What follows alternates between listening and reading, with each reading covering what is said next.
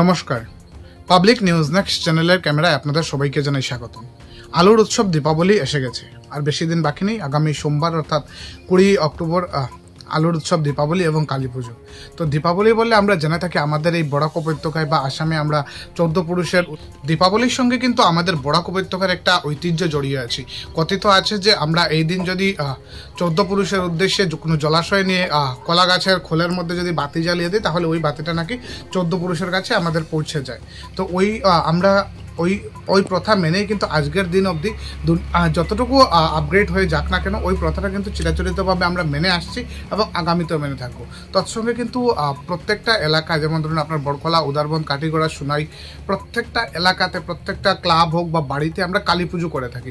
তো এখানে আমরা দাঁড়িয়ে আছি বর্তমানে মা মনসা শিল্পালয় দেবীপুরে। এখানে আমার পেছনে দেখতে পাচ্ছেন কালী মায়ের প্রতিমা নির্মাণ করছে।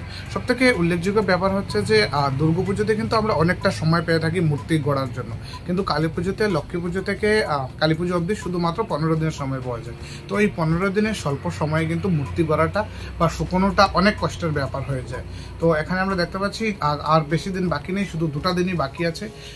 দিন রাত একাকার করে কিন্তু এখানে শিল্পীরা কিন্তু কাজ করে যাচ্ছেন মৃন্ময়ী মাকে ফুটিয়ে তোলার জন্য। তো শুধু এখানে বলে কোনো কথা নয়, আপনার আমরাঘাট হোক, পানিবড়া হোক, নতুন বাজার, ধলাই, সবকটা মূর্তির কারখানাতেই কিন্তু শিলচর হোক বা আপনার উদারবন, বড়খলা, জয়পুর, প্রত্যেকটা জায়গাতেই কিন্তু দিনরাত অপরিশ্রান্ত কাজ করে কিন্তু কারিগররা কালী মায়ের মূর্তিকে সাজিয়ে তুলছেন।